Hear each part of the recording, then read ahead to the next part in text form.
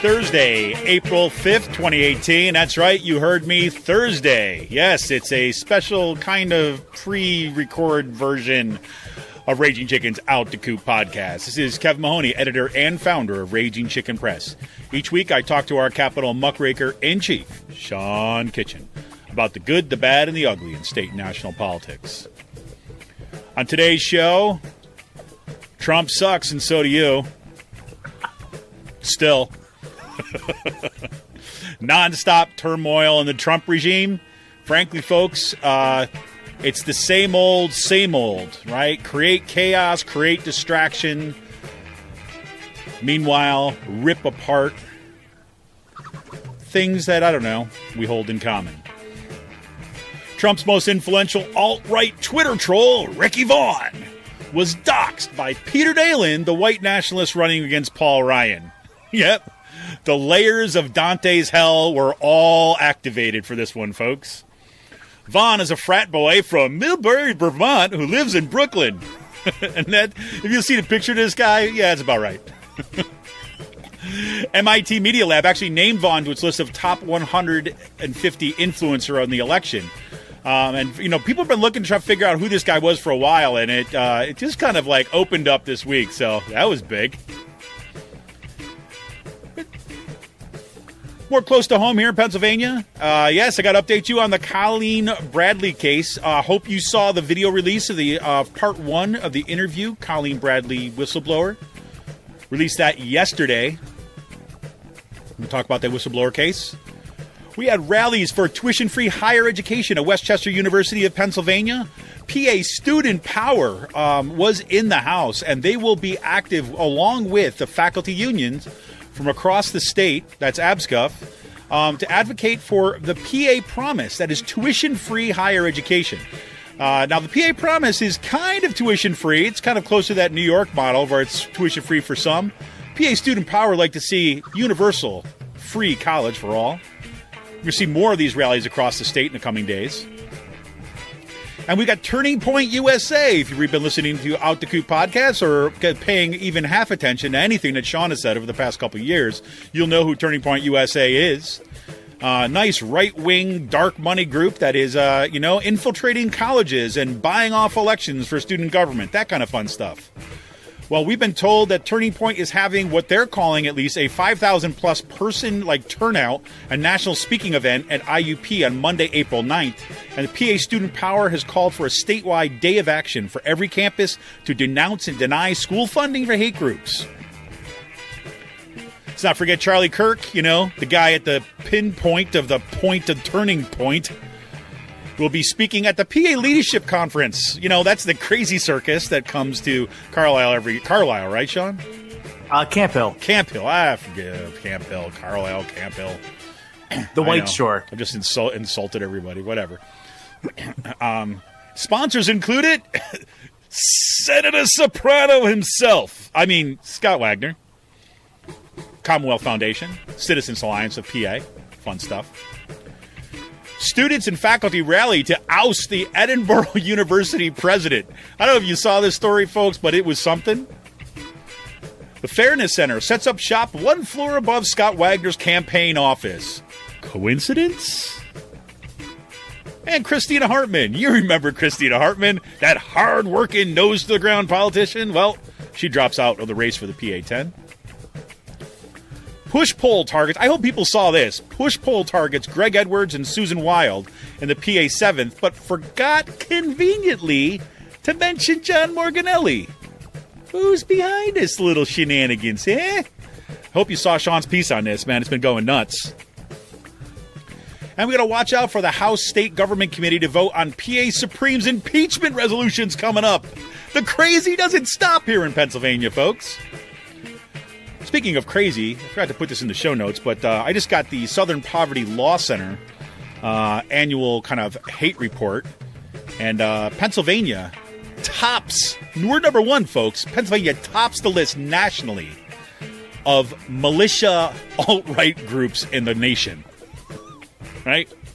Put that in your pipe and smoke it, rest of the country. And in segment 3, our last call. It'll be a short one. We'll just kind of catch up on some stuff. I'll give a shout out to some of my friends and some folks up there in Syracuse, New York at Middle Ages Brewery, and to the great folks at Marcy Discount Beverages. And Sean will give us the latest of what's happening in the, Harrisburg area. So, Sean, man, here we are, man. We're back in the thick of it. What do you say? Yeah, it's been a couple of weeks. Yeah, it has. And you know what? You know what we should do then? We should remind everybody that they should become a member of Raging Chicken Press. Don't you think? It'd be a good idea. That might help. Well, if you like what you hear at Out the Coop Podcast or like what you're reading at Raging Chicken Press, why don't you support Pull No Punches Progressive Media? Become a member of Raging Chicken for as little as $5 a month. Simply go to patreon.com/rcpress and choose your membership level. If you're not ready to become a member, no problem. You can make a one-time donation by going to ragingchickenpress.org. Click on the Support and Membership tab, click Donate, and you're good to go. And I'm telling you right now, if you see the reporting that Sean has been doing, we got some new writers that we showcased earlier on this month. And, man, just some of the interviewing I'm doing around this Colleen Bradley's case, man, this looks like it is going to be very in short order moving into the documentary level of kind of filming and assembly. So, man, we need your support now more than ever. So become a member of Raging Chicken Press. Just go to patreon.com/rcpress. And I want to remind everybody, don't forget to tune into the Rick Smith Show on Free Speech TV this and every Saturday at 7 p.m. That is on Free Speech. You can stream the show live at freespeech.org, or you can tune in to the Dish Network, DirecTV, or through the Free Speech TV app on Roku. So, yeah, Sean, a couple of weeks, man. I can't even get the intro right. Yeah. I could tell. Oh, my it's God. A little rusty. Yeah, I am a little rusty. I'm telling you. Plus, it's a Thursday night. My clock is all off. We've had snow days. We've had, snowstorms to launch us into April. We got more snow coming this week, and then it's going to be 70 degrees by the end of next week. I mean... Yeah, I cannot wait for spring to be here. Yeah, what's up with that? It's almost here. Something. I got this feeling. I got a bad feeling we're going to go straight to summer. So, but we'll see. We're gonna have a couple of 90-degree heat waves in the middle of April and May. Yeah, that's. I'm telling you, I'm feeling it. Right at the end of April, we're going to get that whole the polar vortex is going to kind of retreat and draw up all that kind of equatorial air, and then we're just going to be basking in heat, swamped in. Yep, that's what I'm looking forward to. Yes. But I am always the happy person in the room, so. I could tell. So, man, I mean, I don't know really, Sean, I said this, we talked about this before the show today, but, frankly, you could go through the litany of things that happened since we were here last. And I should say, I apologize about last week, folks. I was going away for Easter, and I just dropped the ball and couldn't get something together in enough time. So I'm sorry that I didn't give you a heads up that we weren't going to have a show last week. But you fell asleep. It's okay. I did. I mean, I actually did. I actually crashed and just fell right asleep. Sean was like, listen, yeah, okay, I can do this tonight instead of tomorrow. But are you going to fall asleep again? Oh man, I'm sorry. I woke up literally 10 minutes before we start recording. I made a big steak and a baked potato, and I went into a food coma for an hour and a half. I'm still feeling it. Yeah. So I eat a bunch of chocolate pretzels from Easter. It's just to get the sugar spiking. There you go. I'm just yeah. No, but I mean, seriously, since the last couple of weeks, just what's happened at the national level, both in terms of the Mueller investigation, in terms of, additional resignation, just a story. Firings of what's that? Shuklin. The firing of Shuklin or whatever his name is, the VA person. Yeah, we got that. We got Scott Pruitt is now kind of looks like he's on the chopping block. We got, new revelations just kind of broke earlier on today from about Manafort basically carrying out a kind of a black ops campaign, quote unquote. They're putting that quote black ops media campaign in support of Ukraine to get the election. First prosecutions in the Mueller investigation. Actually, someone's actually going to jail. The Dutch dude, whatever his name is. Vander, whatever his name is. But, I mean, so much has happened. But, I'm almost at the point where I'm like, yep, this is kind of where we're at. I mean, and trying to keep my eye on just the kind of the organizing stuff because it's been exhausting. Yeah. And, Trump's been, told that he doesn't need to operate with the chief of staff. He doesn't need to have a communications person. I mean, we're really starting to watch him consolidate power in a way that's completely unprecedented. I had a time to listen to Madeleine Albright's interview on NPR this week with Gross. Terry Gross. Terry Gross, the main person. Yeah. Madeleine Albright did not know the difference between socialism and fascism by calling Venezuelan President Hugo Chavez a fascist. One of the things that threw me off, but she's actually hit the nail on the head, but saying that what he's doing, he's the biggest threat undermining American democracy, and we're watching that slowly unravel right in front of us with this. And she had a really good point by saying, you just don't watch fascism happen in a day. Right. Her family had to escape Poland and had to escape, communism and fascism over in Czechoslovakia. And basically said the stuff doesn't happen overnight. You start watching these things happen over a course of time. And then finally it's right down your doorstep. And, happy days are upon us. Well, yeah, exactly. I mean, just take, for example, also some of the things you're seeing, how Trump praised Duarte, the Philippines president, and now for killing drug dealers, and now you have the Department of Justice making moves to put marijuana wholesalers and other drug dealers, trying to give them the death penalty. It looks like they're trying to do the same stuff here. Yeah, I mean, have you seen the stuff? I mean, just in other lines of craziness about the immigrant caravan coming our way, Sean? Did you see that stuff today? No, I did not. So apparently there's like a group of refugees from Honduras that are kind of like in some the caravan is the word that they're saying all over the place, right? And apparently headed towards our border. The caravan of migrants are coming. So Trump wants to activate National Guard members in the states across the country, right, to actually send like military personnel to the border to guard until the wall is built. We're going to activate our National Guard to police the border and militarize our borders with Mexico. And this is, I mean, it's been nuts. And this is just today, right? That first he had to walk back. He said, well, I know that because at first he said, we're going to send the military, but of course that's illegal. Right. So then now he's encouraging, let's say, no, we're actually going to get states to activate the National Guard in order to do this.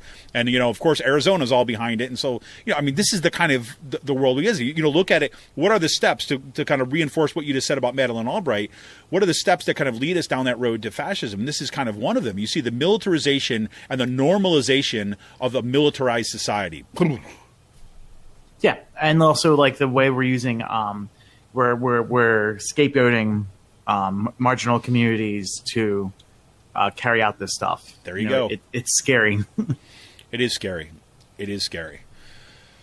So I don't know. So, folks, best I can say is just go to whatever news feed that you use and just keep on clicking refresh if you want to know what's going on, because I'm telling you, it's by the minute right now. I can barely wrap my head around it. And frankly, to be honest with you, I had to take a couple days just because of, all this work I've been doing on this Colleen Bradley case. I just had to take a break from the other stuff because I just can't. It's too much headspace for this past week. But it's been nuts. But in the kind of national news that I like to hear, right? We've got this guy, this little Ricky Vaughn, right? The little Ricky Vaughn, Sean. Yeah, the main Twitter troll that is responsible, for pretty much like distributing more news and having more influence than NBC News, The Judge Report, and Stephen Colbert. He was doxxed this week in this website called Gab, which was built by white supremacists, this social media platform that you got to pay a subscription for. He was doxxed in Gab by Peter Nalen, who's running for Congress against Paul Ryan, primarying him. And this wasn't the first time Nalen decided to dox someone on this website. And, this is actually someone, the Ricky Vaughn, has been someone that they've been trying to figure out who it's been for a while. And Huffington Post figured out, found out who the person was. They did a profile on him and basically wrote a piece saying that, you're the people who basically the argument they made on Twitter that I saw caught my attention. The people who are carrying out Trump's bullshit, white nationalism and all, aren't like your toothless, mouth-breathing hicks that people like to characterize or portray or stereotype in the media. No, it's these clean-cut, middle-class, upper-middle-class, frat boys that have gotten engaged in the alt-right. Basically, they documented that it started out by people getting involved with the Ron Paul revolution back in 2008. That was their gateway drug. And then they got involved with the Gamergate, going after the female gamer journalists, and then misogyny moved them trajectory into the alt-right. That pipeline brought them into the modern white nationalist movement, and they're a bunch of upper middle class, clean cut, clean shaven prep kids. Yep, you're frat bros, and you see this happening here. You're going to be seeing this happening next week at IUP. You look at the people who run these turning point groups; they're your frat boys who are doing this, who are carrying out who are pretty much your brown shirts in today's society. Exactly, and this is exactly one of the reasons why the way that the media has responded to the Trump phenomenon, to the rise again of the overt white supremacist stuff like this. I see it out here all the time as well. As you see the way the media has been responding to all this stuff, is that they go into the most rural counties across the country to try to shoot out these people, and yet these are the folks, right? Especially when you're talking about social media platforms that are propagating this stuff. Yeah, and they're spreading propaganda, they're spreading fake news, they're getting involved with the Pizzagate stuff. And again, something else Madeline and I already talked about, but you also out here, I see it out here in central Pennsylvania. The people, the biggest diehard Trump supporters, are your type of frat boy, mid-20s, 30-year-old guys living on the West Shore in the wealthy, affluent suburbs of Harrisburg. There you go, man. These are the white nationalists that you see out here. If not them, they're the diehard Trump supporters that don't give a shit about anything that's going on in the media. There you go. So remember that one, folks. Ricky Vaughn is really Douglas Mackey. And his dad is a lobbyist, for a telecom up in Waterbury, Vermont, and he moved to New York City, working in Manhattan, doing financial work, and then he lives in Brooklyn. So he's someone's neighbor. He's someone's neighbor. Exactly. I do have to say, one of my favorite things about the Huffington Post article was the fact that a lot of the pictures they had of him were from his now deactivated couch surfing account, which is just, that was fun by itself. Yes. I'm sure he's going to be walking around looking over his shoulder in the next few weeks out in Brooklyn. Yep. He's your neighbor, folks. He's your neighbor. Someone's neighbor. He's someone's neighbor. Yep, exactly. So there we have it. So we're going to keep our first segment kind of short today because we got a load of stuff to talk about when it comes to the on the PA front. But anything else you had a national news, Sean, that you want to just kind of throw in for the day? No. Yeah. Nothing I could think of. There's a lot of state stuff on my mind. Yeah, you and me both. All right, so we're going to come back right after this quick break. This is Kevin Mahoney, editor and founder of Raging Chicken Press. Want to remind you to become a member of Raging Chicken Press. Just go to patreon.com/rcpress and become a member today for as little as $5 a month. And I'm telling you, folks, we need your support now more than ever. I think Sean and I and a whole lot of us doing this work are kind of burning the candle on four ends at this point, trying to keep up. And especially as things start heating up for the 2018 election, it's going to become all the more important that we've got the people on the ground and that we can support them, right? And when I say we, I mean all of us, not just me, not just here Raging Chicken Press, but the progressive community is actually going to get behind these people like Sean Kitchen, right, who are out there breaking this news on the ground, people like Anthony Downing, one of our newest writers who's kind of come on and been covering stuff in the Greg Edwards campaign. We want to be able to support these things. The progressive community should be coming out and supporting these folks by becoming a member of Raging Chicken Press for a little $5 a month. Remember, once again, Patreon.com/RCPress. Become a member today. We will be back right after this quick break, and we're got a load of stuff to talk about right here in PA. This is Kevin Mahoney, editor and founder of Raging Chicken Press.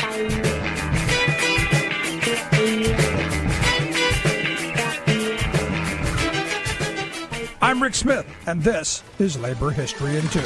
On this day in labor history, the year was 1989. That was the day that the United Mine Workers of America called for a strike against the Pittston Coal Company. Negotiation with the miners who worked in Virginia, West Virginia, and Kentucky had drug on for 14 months. The company had canceled health care for retired miners, along with miners with disabilities and widows, and also was not paying previously agreed to payments into a retiree benefit fund. 2,000 miners walked out of the mines and onto the picket lines. The company brought in replacement workers. The union was committed to peaceful protest, but the strike also drew a large number of other miners to the cause who supported the strike in wildcat actions. As many as 40,000 wildcat miners walked the lines in support of the strike. Angered over the use of scab labor, some of these picketers participated in actions like using jack rocks, a line of nails welded together to puncture the tires of company vehicles. In all, 4,000 people were arrested during the strike.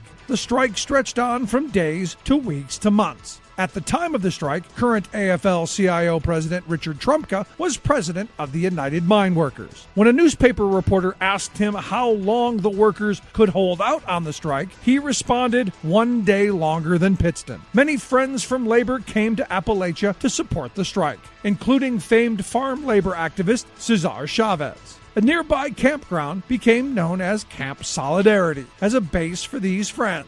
Women supporters formed a group called the Daughters of Mother Jones and staged support actions, including a 36-hour sit-in at the Pittston Coal headquarters. The strike ended in February of 1990, with the miners winning some, but not all, of their demands.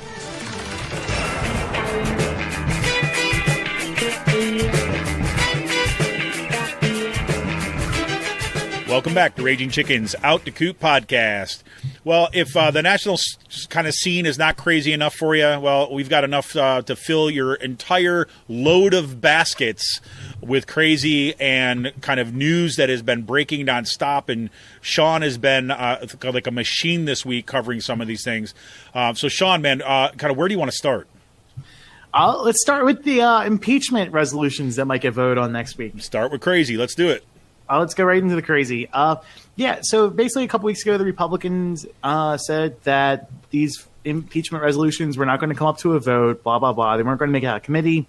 But Dush had an interesting quote. I think it's pronounced douche. You keep on mispronouncing. It's douche, Sean. Douche. Yeah, douche. Sorry, Dush. Douche. He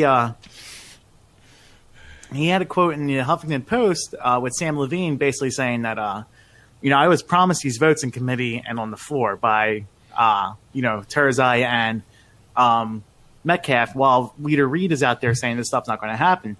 So one of the things that's happening on Tuesday, House State Government meetings having two meetings. One is at 10 o'clock in the morning, right?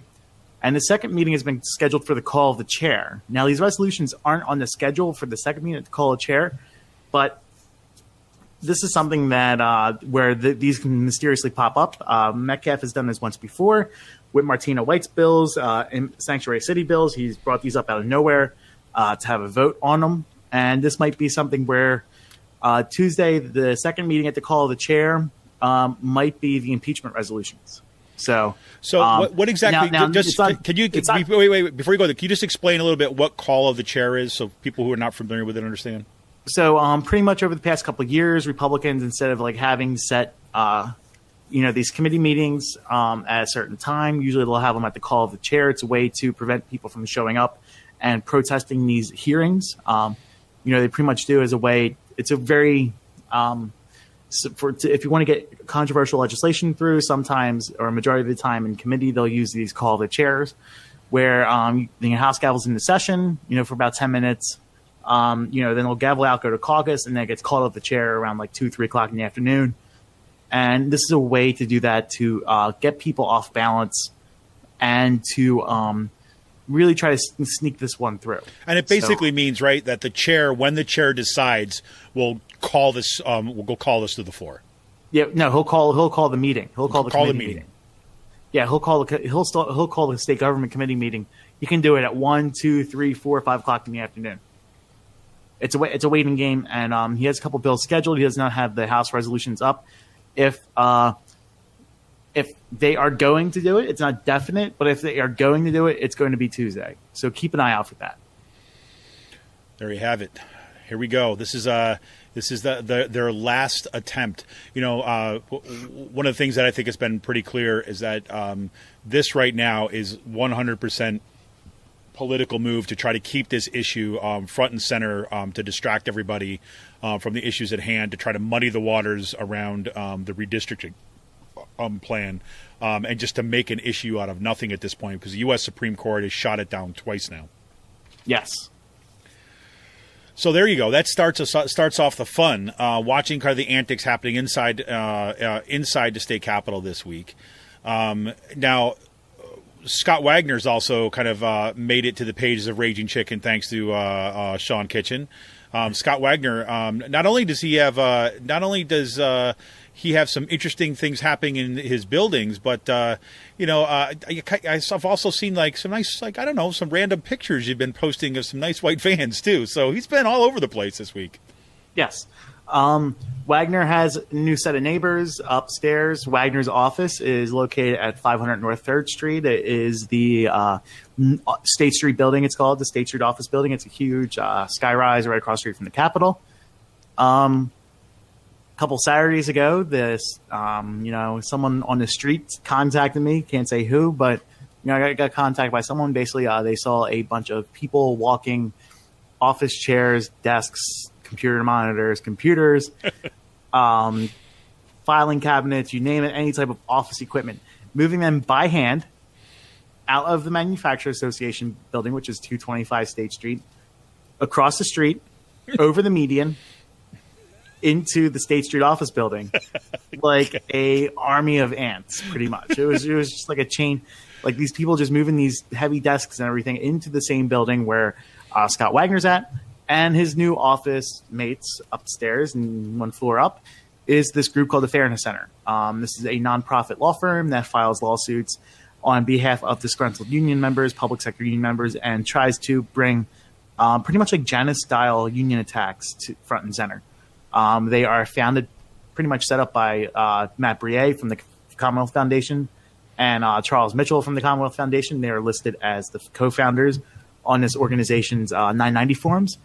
And they are connected to the Koch brother money and all the other dark money groups that come along with it.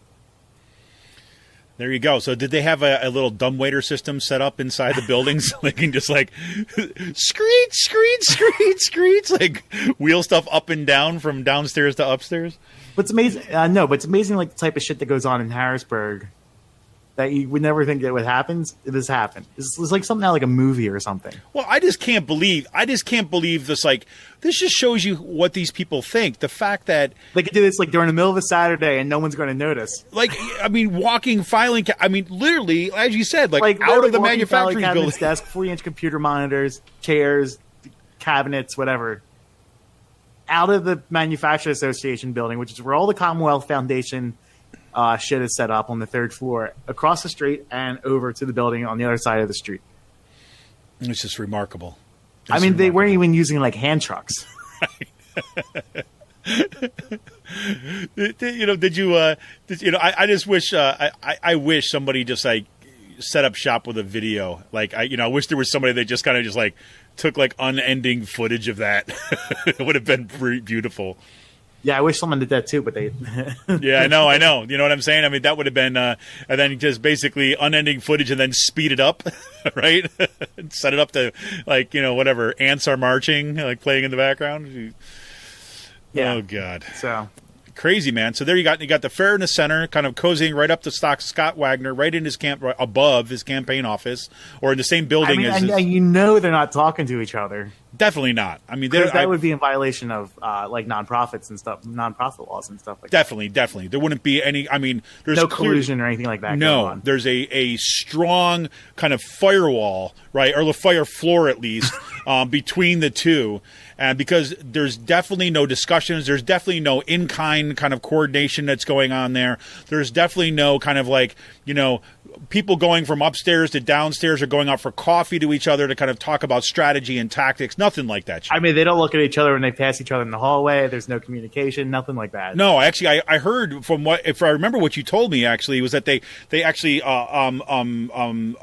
ordered like a whole caseload of those big horse blinders that they put on horses' eyes, and they're all required to wear them actually inside the building to ensure. And look at the floor, just stare straight down when they're walking. Dude, it's the highest level of ethics that are going on in that building right there. Yeah, totally. Yeah, just saying. They're just spewing ethics. It just oozes out of their skin. Well, I mean, this is unbelievable. I mean, just incredible. Again, look, this is why this They're is not exactly even hiding it anymore. No, that's what I mean. That's what I mean about just the kind of the brashness of it. Like, how brazen is that, right? That you actually, in the middle of the day, walk your filing cabinets out of the building where the Commonwealth Foundation stuff is, right over to Scott Wagner's building, and you set up shop there, like, and not think twice about it because it's so normalized at this point. Yeah. Crazy. Well, and it's too bad too because and we have to kind of say a little bit of a, it's a little bit of sadness here because one of the most kind of progressive voices of Central PA is dropping out of the race. Let's just take a little moment here, huh? Oh, how we hardly knew thee, Christina Hartman. Christina Hartman, we're sorry to see you go. We are looking forward to $360,000. Yes. Down the fucking drain. Bye-bye. And from what I understand, too, is like you should basically like you just didn't do any work. I didn't wonder why like your campaign didn't run itself or something. Yeah, I think they had like a huge like petition signing party at someone's apartment the night before. Yeah. So I guess we got to talk about this. Basically, Christina Hartman handed in 89 valid signatures out of 1,000 to get on the Pennsylvania ballot. And she was challenged, and she dropped out before her case went to Commonwealth Court. Right. So she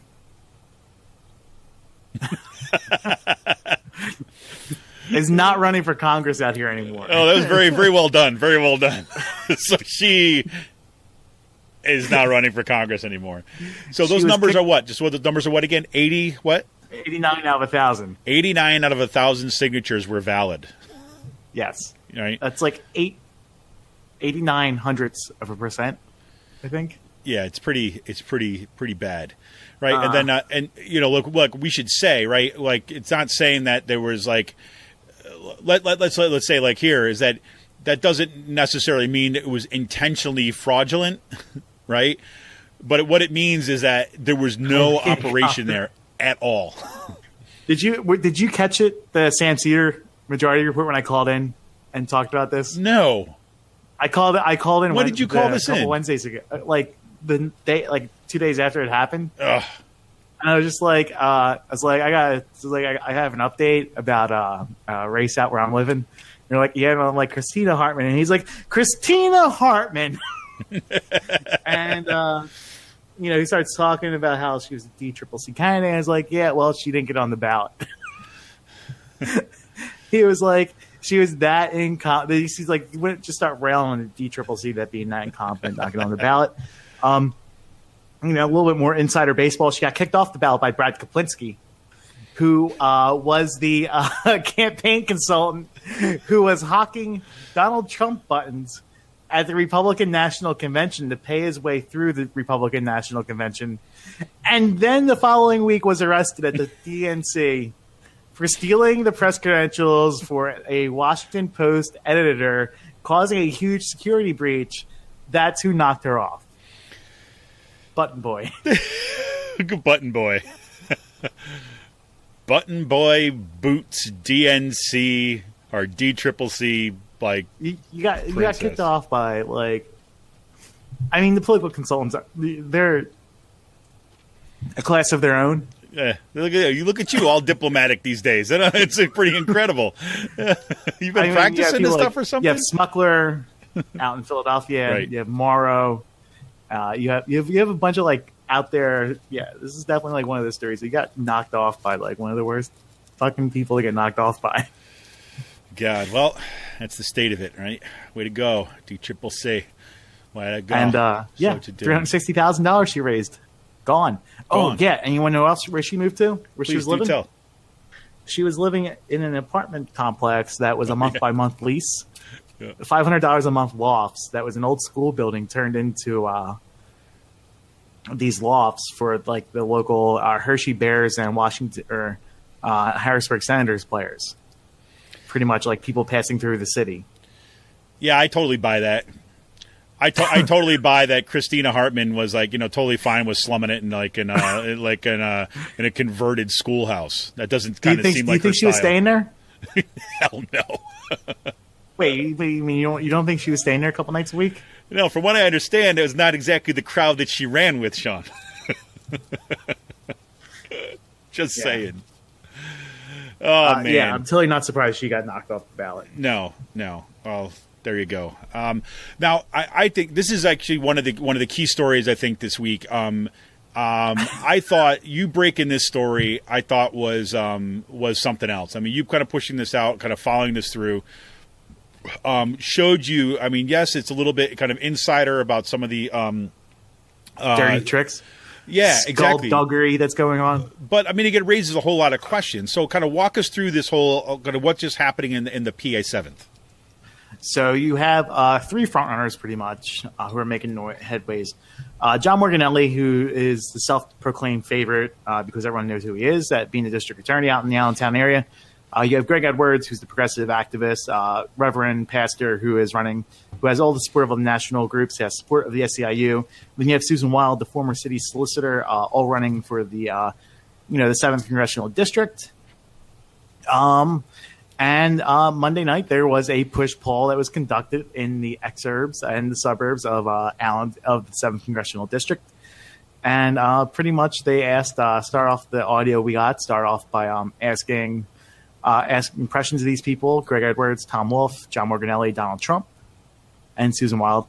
And you never heard John Morganelli's name for the rest of the thing, conveniently. Mm-hmm. You heard questions about one of the questions was if you had any doubts about serious or no doubts about someone, and one of the ones was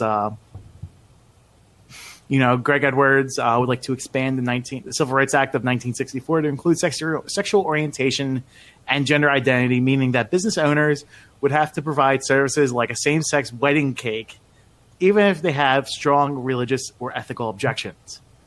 Now, someone in the 7th Congressional District is poll testing these messages with people. Right. To see if it's good to run on. And people from the Morganelli campaign were not happy that they got called out on this.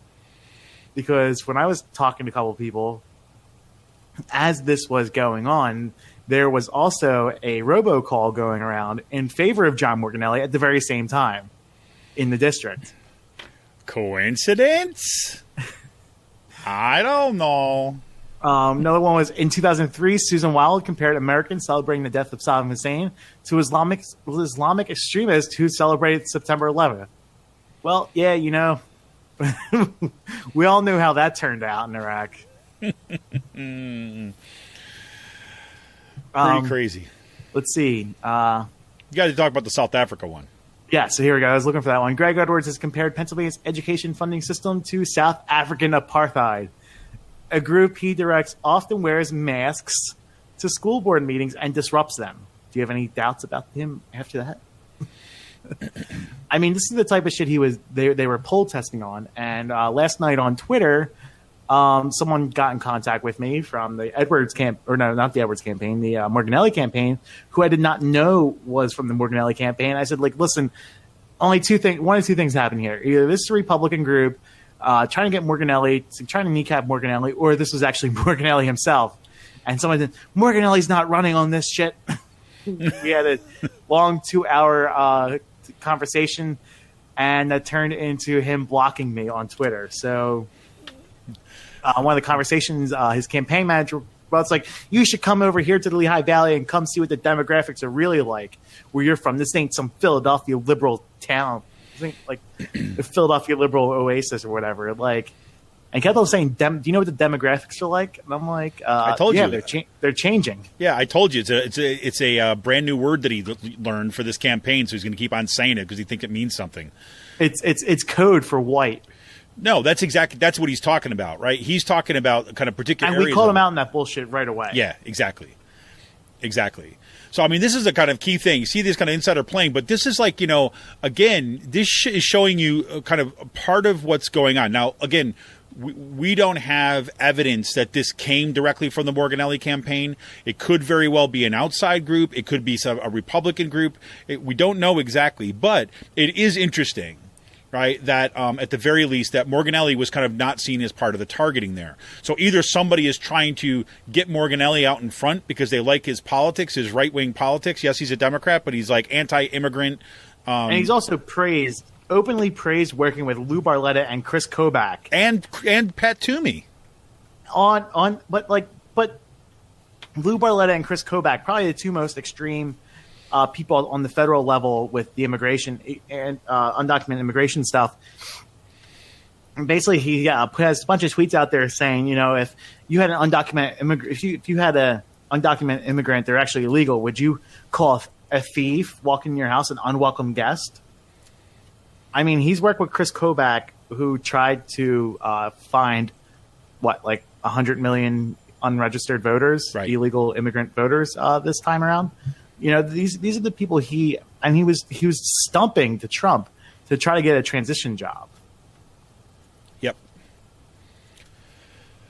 Crazy. So we're going to continue to follow that one. Hopefully we're going to see some stuff breaking on that soon as well. Couple things we want to kind of run through pretty quickly here as kind of updates. Number one, today at Westchester University of Pennsylvania, you had a rally for tuition-free higher education or affordable education. Kind of some of the rallies that we're seeing kind of popping up across the state and being organized across the state, basically in support of this the PA Promise legislation. Or it's not legislation yet. We hear that it's on its way to be introduced in the coming weeks. Free public higher education from Vincent Hughes. Right, exactly. So from Hughes should be kind of introducing that. And we saw these rallies here. So it was kind of pretty great turnout. And it was awesome to see that. I have to give a shout out to my friend Seth Condon at Westchester University at the end of the rally. We're going to post a link to the video of the speakers, at least at the rally. Kind of towards the end of the rally, he gets back up on the mic and gives a huge shout out to the PA Student Power Network for basically being the ones who have really created the momentum from this over their advocacy over the past year and a half. I mean, we've been following the PA Student Power Network from the beginning. And these are folks that have stayed with it ever since they first got organized ahead of the 2016 election. They helped out and kind of like organized independently with the ABSCUS first ever strike, and they've just continued to build capacity and build power. And here's one of the fruits of their labor: is that now this issue is on the front burners, which is pretty amazing. It's amazing to see how far this issue has come in the past 3 years. Yep. 3 years ago we were talking. Completely ripping Anthony Williams' head off. Yeah, remember that? For proposing legislation to set up a lottery system for people who have student debt and kids going to college to play this like lottery system, like the Pennsylvania lottery, and to try and get winnings to unload their debt. Get your golden ticket. Yes, and. We've come a long way from that stupid, absurd fucking idea to someone actually getting behind the free public higher education in Pennsylvania. And also, I guarantee you, from Vincent Hughes' thing, this is a direct response to Senator Scott Wagner saying that we should privatize all 14 public higher education institutions and telling the chancellor and telling the administration that you're done as an institution. When that happened, Vincent Hughes lost his mind and said what we should be having is a free higher education for all. And this is what an opportunity of free higher education for all. And this is what this is a true alternative. This isn't some half step that Democrats are used to taking. Yes. Like, this is proposing a true alternative to Scott Wagner's plan to privatize the 14 public higher education institutions in Pennsylvania. Exactly. And people will recall a couple of weeks back, we played some of the audio of that, Vincent Hughes and the back and forth between Wagner and Vincent Hughes. And yeah, man, he's taking the gloves off at this point, is willing to kind of get behind this. And, it's actually good to see some of these kind of more progressive Democrats actually, catch the winds and the sails of organization going on. And I have a fun story about Hughes. A couple weeks ago, I was in a press conference with the governor's office. I had my Pennsylvania Student Power Network shirt on. Mm-hmm. And Senator Hughes came up to me. He's like, yo, man, where can I get one of those shirts? He's like, yo, my man. He's like, where'd you get that shirt at? He's like, I need one of them. Like, in his total, like, Vincent Hughes' way. And he's just like, yo, I need one of those shirts. And I'm like, hey, I could hook you up with the person. Yeah, we definitely got to make sure he gets one. Yeah, I was like, yeah, I'm friends with the organizer. He knows what we do. That's Sean Kitchen, Raging Chicken Press. He's like, oh yes, I absolutely know who you are. He's like, I want one of those shirts. Where can I get it? That's awesome. He's like, so we have to make that exchange set up. Exactly. Well, and also, so you got the advocacy around the tuition-free college. You also have, as I mentioned in the intro today, PA Student Power Network has also called for a statewide day of action on every campus across the state to denounce and deny school funding to hate groups. This is a student, and that is for Monday, April 9th. They're calling for this day of action because IUP, the Indiana University of Pennsylvania, on Monday, supposedly Turning Point USA, this that again right-wing dark money group headed by this guy Charlie Kirk, who are attempting to basically infiltrate college campuses with kind of right-wing, as a right-wing front group, basically billionaire-backed extremist front group, to basically infiltrate college campuses, student government, and things like this. They're holding this event there, and PA Student Power Network once again is out in front, pushing back, and they're calling for the days of action. Yes, and Turning Point USA is going to be featured at the Crazy Fest this week. Hey.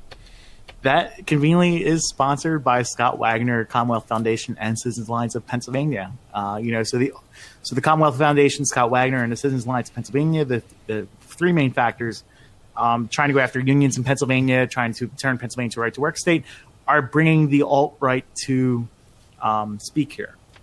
And I guarantee you this is coordinated because of the conference is on Saturday and this big event is going to be on Monday. So the scheduling works out pretty well. Yeah, exactly. Not as if that's coordinated at all, too, as well. So there you have it. And do check out. You guys got to check out the PA Leadership Conference, the Crazy Fest, which Sean was talking about there over in Camp Hill. We're going to put a link to their conference site just so you can kind of see what we're talking about, because it is a who's who here in Pennsylvania. And frankly, I'm always surprised that it doesn't get more spotlights put on it, because it is really the crazy circus coming to town of the far right. Okay, one thing I just want to mention, I want to come back to this next week because I'm looking at the clock right now, and frankly, to be honest with everybody, I got to go pick up my car before 9:00 tonight. So I'm kind of like checking at the time, and I don't want to give this story short shrift. But let me say this: I'll do a quick version of this. I don't know if people saw this at all. Edinboro University, that is kind of out by Erie, Pennsylvania, kind of in the northwest corner of the state. The president of that university would basically resign last week. And this is after he's a kind of former military guy, came in and said he's going to restructure the university, right? Said he wanted to restructure the university's DNA and stuff. And he got a whole bunch of hot water when he basically came out and, basically wanted to cut all these programs. And Edinboro has been kind of like nonstop at the front lines of getting just like hammered in terms of retrenchment, program cuts, and so on. And there was a student there who was basically a music performance major who was basically advocating to kind of save his program, the music performance major, to save the program. And this guy, his name is Walker, right? President Walker. What was his first name? Fred Walker. Basically came out and said, according to an article in the Chronicle of Higher Education, he said that the music performance major who tried to save the program, through this online petitioning and advocacy and things like this, he actually did it not because he cared about his major or was actually kind of, cared about the issue, but because he was grieving a death in his family, and he was looking for a distraction. right? Well, that was enough to basically open the floodgates of outrage. And this guy had built up a whole bunch of stuff before. But the story I want to tell, I mean, we'll come back to this next week. The story I want to tell more about this, to get us more in depth, is this was such a great case study in what, that direct action gets the goods.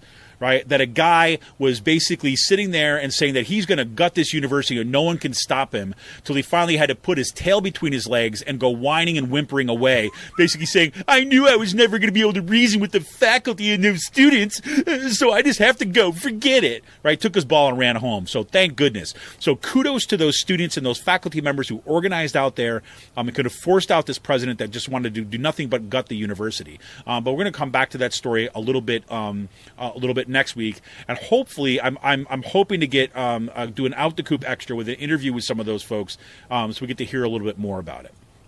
All right. Last thing I got to say for this segment before we go to our last call, and I'm not going to spend a whole lot of time on this, but I want to kind of give you some updates. If you have not seen this, so Colleen Bradley case, I want to remind everybody, Colleen Bradley was the former director of budget and financial planning at Westchester University from 2011 to 2014.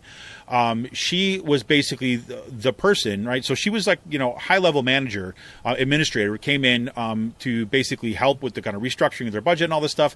And in less than a year, she basically uncovered, which basically something that bordered on fraud, right? I don't know if we can legally call it fraud, what was going on there, but the very less unethical, deceitful budgeting practices that were used to basically say to politicians, to faculty, and to students that we are out of money. There's a huge budget crisis. The sky is falling, the sky is falling, the sky is falling. And what she found in her first year at Westchester University, that the university was sitting on a surplus of $18.1 million. But then she was ordered by the state system of higher education, by the directors of the state system of higher education at that point, basically saying, no, you cannot show your surplus. You have to show a deficit. So that she was told to just plug numbers in so that they would basically turn out to show a deficit. So then they could show faculty that they needed to cut programs, students that they needed to raise tuition and fees, and politicians that, look, we don't have enough money, we need more, right? So in my book, this is nothing but fraud, right? I'm not a lawyer, but I look at this and this was overt fraud. And this is something that I have been following and reporting on since Raging Chicken Press started. So anyhow, we released the first video, my first interview, first segment, part 1 of Colleen Bradley, Whistleblower, that is out on YouTube. We've been circling it on social media. There'll also be a link in the show notes of this today. This is a critical case. So that's injustice number 1 for the Colleen Bradley case, has to do with the fact that there has been no reckoning for those people who have been who defrauding the public, if you ask me, right? And these practices, what they were doing then, that she exposed back in 2014 and 2012, when she exposed that stuff, these practices continue today. Right? And there's been no justice on that. So that's only part 1. Part 2 is that she filed a whistleblower case because she was fired for exposing this stuff. She was fired for making it public and letting other people know about this. And she was fired, and now so she filed a whistleblower case. And it's turned out to be just this incredible journey. Her lawyers basically walked in and said, look, this is a cut and dry case. This is a slam dunk. It's clearly the fact that her First Amendment rights were violated as a whistleblower. She's guaranteed whistleblower protection because she was a governmental employee, right? She was guaranteed, and blowing the whistle on it, she should have been given the highest level of whistleblower protection, First Amendment right protection, right? And the lower court, the initial court, basically found that that's exactly what happened. Right? They even have a deposition from her boss, Mark Mixner, coming out and basically saying, hey, look, yes, this was not part of her job, so whatever. So they thought this was a slam dunk. Now, a whole bunch of weird stuff happened. So it went to the U.S. District Court, the Eastern District Court of Pennsylvania, right? So this is now in the federal system. That goes to there, and they basically ignore what the lower court said about the violation of her First Amendment rights. Right? They basically do not give her this special credit. Basically, you're having a summary judgment, it's a particular legal term I won't get into all now. But basically, they were supposed to give her basically the benefit of the doubt, so this case could go forward to a jury. They said no. right? Now, this is why this matters to anybody who's listening to this. Because her case right now, they have 90 days to file what's called a writ of certiorari. Certiorari. I'm going to mispronounce that bad. But basically, it's appeal directly to the U.S. Supreme Court, basically saying, look, we think the lower courts erred in how they treated the suit. And because it's the kind of case that it can potentially set precedent for whistleblower protection across the country, that the U.S. Supreme Court needs to order a kind of re-argument or kind of for this to go to trial. And this is their last attempt. Now, what happens if basically the Supreme Court does not want to see this and they want to actually let the lower court decision stand? This is going to so dramatically narrow the rights of whistleblowers in the public sector, impact of about, 30 million employees across the country, and dramatically limit whistleblower protection for those employees. This is a huge case. And so this is why I'm spending the time learning how to edit videos and produce this stuff together to help tell this story. So I want you to please check out this stuff, check out the video, and share it with every single network that you've got, because we need to get some eyes on this case, right? What we're also looking for, for anybody who's listening to this who kind of works in a legal profession, things like this, I'm reaching out to a whole bunch of folks that want to follow up on this. We could use some folks there too as well. But we want to kind of start to push this out into a kind of a national spotlight. So we're looking to kind of yes, we're going to do our work here at Raging Chicken, but then also connect and get the story picked up on a broader scale because the implications are huge. So you've got two injustices in one case. One has to be about a defrauding on budget. The other one has the potential of setting national precedent when it comes to whistleblower cases. If you want to know more about this right now, go listen or go watch the video of my interview with Colleen Bradley. Listen to our podcast, our last Out to Coop Extra, where I interviewed Colleen Bradley and one of her lawyers, Dan Kearney. So you can get up to speed on some of this, some what's happening in this case. The next round of video should be released hopefully within the next few days, if not next week, which we're going to get more from Colleen Bradley about the decision to file the whistleblower case and interviews with her lawyers about some of the issues that are at stake here. So I just want to put that on everybody's radar because I can't underscore enough about how important this is, especially since, number one, these kind of fraudulent budgeting practices continue in the state system of higher education across the state of Pennsylvania. And we're going to potentially see a gutting of whistleblower rights nationally, right? So this is not something that is just about Kevin likes budgets, right? Kevin likes numbers. This is all about kind of saying, we need to kind of expose this for here. And yes, do I have a personal investment in this? Absolutely. I've been covering this kind of stuff since Raging Chicken Press started. And I'll tell you, one of the most frustrating things in the world is that when faculty say it, when unions say it, when Raging Chicken says it, when people are kind of exposing this stuff, nobody pays attention, and they think that you're just self-interested. Why this case potentially could catch fire?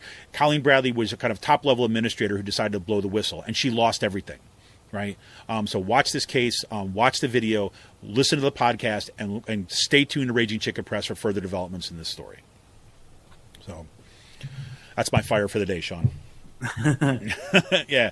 So listen, we're going to come right back after this brief message. I'll do a touchstone for a last call real quick, and then I got to go get my car. All right. This is Kevin Mahoney, editor and founder of Raging Chicken Press. We'll be back right after this quick break.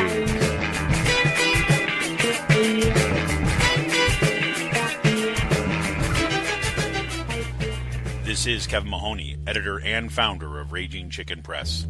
Over the past 6 years, we've brought unapologetic, progressive, activist media to Pennsylvania and beyond. We've helped hold those in power accountable and shine a light on some amazing activist work. We've broken national stories and established a reputation as an aggressive, independent media site. As newsrooms close and traditional journalists lose their jobs, hard-hitting, investigative news suffers. If we care about our democracy, we have to find new, sustainable models of journalism. And frankly, no one's going to do it for us. After the Trump election, we dug in even deeper. Thanks to some longtime members, one-time donations, and a shift in other resources, we brought on more writers and started paying them. Now we're doubling down and want to expand our infrastructure and pay our writers even more. We need to invest in our media if we have a chance to resist the unprecedented assault on democracy, working families, women's rights, and our planet. History will remember the choices we make today. So take a minute to become a member of Raging Chicken Press. For as little as $5 a month, the price of a local craft beer or a cup of coffee, you will be supporting homegrown progressive journalists and media activists. Go to ragingchickenpress.org and click on the Support and Membership tab to become a member. Leave a one-time donation or learn about other ways that you can help. We don't have billionaire backers. Keeping progressive activist media going strong depends on you. Thank you for all your help and support. Keep up the fight. Oh. Please. That's going into the final copy, Sean. Welcome back. This is Raging Chickens Out the Coop podcast. Let's go! Oh God, Sean. Sean just Say, please tell me you didn't get that. the lead into the last call. Sean decides to burp. Well, I am enjoying. I decided, drinking some more lighter beer this past week. Yeah, you told all of Facebook that, right? Yeah. So I picked up a 15-pack of Founders Solid Gold Premium Lager. It's actually a really good German-style lager. Comes in at 4%. Definitely recommend picking that up. Comes in a nice little classic can. The classic can. It's very pretty. It's a pretty can, Sean. It's a pretty can, Sean. It is. It's awesome. Well, it's a nice cream-colored can with blue stripes along the side. Yeah, well, I'm going to save my imbibing for a little bit later after I get back with my car. So I'm about to head over to the bar across the street from me right now. I just got a message on my phone from the Untapped app that the Midtown Tavern put Deuce Juicy on, which is Deuce Juicy is the Juice Juicy from Evergreen double IPA. Well, there you go. How good is that? Well, I just want to give a quick shout out. While I was up in Utica, New York, over Easter for a very brief stay, it was a huge turnaround. My kids and I went to go see my folks. Very quick turnaround. But number one, I had left some beer up there when we were there last summer that I just forgot. So that was sitting there. And then I got a chance to stop at this place. It's called Marcy Discount Beverages. It's it's a place that when I was growing up, it was like the beverage place. It was like a place you go get cases It's where all of the beer. 14-year-olds got their Jenny-ite. Well, no, it's actually where you went to get your grape soda, man. It was awesome grape soda there. Like we used to go before they get all the kids in the car, and like neighbors and everything. And we'd go stop at Marcy Discount Beverage on the way out of town to get mixed cases of a really kind of like super sweet soda and stuff like that. But this place over the years, especially with the explosion of craft brewing, is just. It's an amazing distributor. The guys who work there do an amazing job. They have a tap room there now too as well. They do an amazing job. And so every time I'm up there, I stop there and just get mixed stuff, the stuff that I can't get normally. But the one thing that I was able to pick up was this was a 2017. Where did I do with it here? It's basically a 2017 bourbon barrel aged Dragon Slayer. This is from Middle Ages Brewery in Syracuse, and it's actually one of the ones that I picked up last time and left up there. So it's been sitting since the summer, and I saved it. And my goal was once I got the first video edited, right, around the Colleen Bradley case, I was going to open that thing. And I opened it. Oh, my God, that thing was fantastic. It was a Russian Imperial Stout. Comes in at 11.7, right? So you can see why I was saving it for a special occasion. But absolutely delicious. And it's one of my favorites up there in Syracuse, Middle Ages Brewery. So if you're ever up there, check it out. And if you are, for whatever reason, that would bring you to Utica, New York, right? If you're looking for a cool place to stop at Marcy Discount Beverages. You can look it up. They got a great webpage. Marcy Discount Beverages. Tell them Raging Chicken Press sent you, and pick up some things. You could even get some kind of like craft Canadian stuff there too as well, since you're kind of closer to the Canadian border. But that's it. So anything else that you got kind of cooking on your end, Sean? Villanova won the championship. Oh, did you watch the game? For what? What championship? NCAA basketball. That's right. March Madness is over. I forgot to even ask you about that because I figured when I saw the game, I was like, oh, Sean's got to be going nuts. I can't believe that kid just came in and just started shooting the lights out. Well, you have it, man. Yeah, put on a show. Sometimes. I guess go Nova for all you Nova fans out there. So cool. Yep. All right, folks. Yeah, well, you know who's leading the ceremony today at the Nova Parade in Philadelphia? Do tell. Mike Stack. Oh my God. Did he have his Scooby-Doo socks on or whatever it was? Pink Panther. Pink Panther. Right. It matched his makeup. Oh, God, and his stylist. So, anyways, whatever. Low blow to end last call for the day. All right, this is Kevin Mahoney, editor and founder of Raging Chicken Press. Hate to cut this so short, folks, but I've got, cars to pick up, no people to see, really no places to go. Just got to get my car.